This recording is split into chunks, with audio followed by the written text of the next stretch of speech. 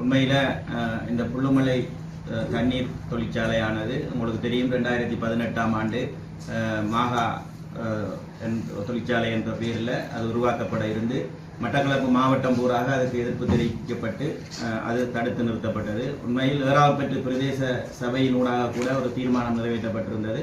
அதனை தடுத்து நிறுத்துவதாகவும் அதுக்கான கட்டட அனுமதிகள் எதுவுமே வழங்கக்கூடாது என்று.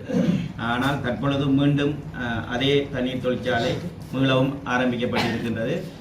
இந்த தொழிற்சாலைக்கான அனுமதிகள் அல்லது ஆவணங்கள் ஏதாவது எமது பிரதேச சபைக்கு வழங்கப்பட்டிருக்கின்றதா, அதுக்கான அனுமதி பெறப்பட்டிருக்கின்றதா, அது சார்ந்த எங்களது சுற்றுச்சூழல் அதிகார சபையின் அனுமதிகள் வழங்கப்பட்டிருக்கின்றதா என்ற எந்த தகவலும் எங்களிடம் இல்லை.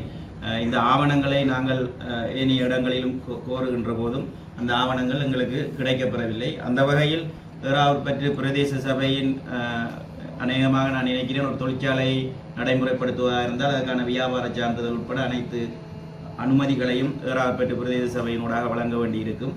அந்த வகையில் எங்களுக்கு அந்த பிரதேசத்தில் தண்ணி இல்லை. தண்ணி இல்லாத பிரச்சனை எங்களுக்கு தெரியும். தொடர்ச்சியாக எங்களோட பவுசரை அரசாங்கம் எடுத்துகிட்டு போகுது. அதுக்கு அதை கொண்டு போகிறாங்க. அங்கே ஒரு பவுசர் கேட்டால் அந்த மக்களுக்கு தண்ணி கொடுக்க தண்ணி தாராங்க இல்லை.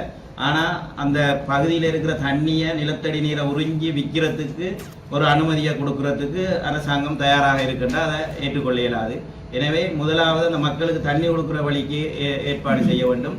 இது போன்ற மக்கள் விரோத செயற்பாடுகள் அந்த பகுதியில் நடைபெறாமல் இருக்கிறத நாங்கள் தடுக்க வேண்டும். இதை ஏகமனதாக ஏறாவூர்பற்று பிரதேச சபையினுடான தீர்மானமாக கொண்டு அந்த தண்ணீர் தொழிற்சாலை நிறுத்தப்பட வேண்டும்.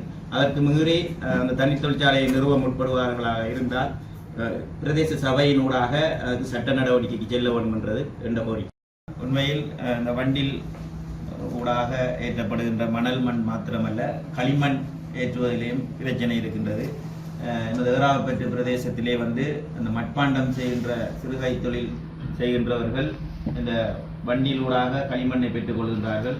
அதற்கும் அனுமதி இல்லாத காரணத்தினால் அவர்களுக்கு ஒவ்வொரு விலைக்கும் அந்த களிமண் கொடுக்கப்படுகின்றது. உண்மையில் அந்த அனுமதியை எடுக்க முடியாத அல்லது களிமண்ணை பெற்று கொண்டு செல்ல முடியாத காரணத்தினால் அவர்களுக்கு 3000, 4000, 5000 என்று வேண்டிய விலைக்கு அந்த களிமண்ணை பெற்றுக் கொடுக்கின்றார்கள். இது அவர்களுடைய வாழ்வாதாரத்தினை பாதிக்கின்ற ஒரு செயற்பாடாக இருக்கின்றது. எமது பிரதேசத்திலும் சுமார் 50-60க்கும் மேற்பட்ட குடும்பங்கள் இந்த மட்பாண்ட தொழிலை செய்து மாதாந்தம் வருமானம் ஈட்டி வருகின்றார்கள். எனவே அவர்கள் எங்களிடம் ஒரு கோரிக்கையை முன்வைத்திருக்கின்றார்கள்.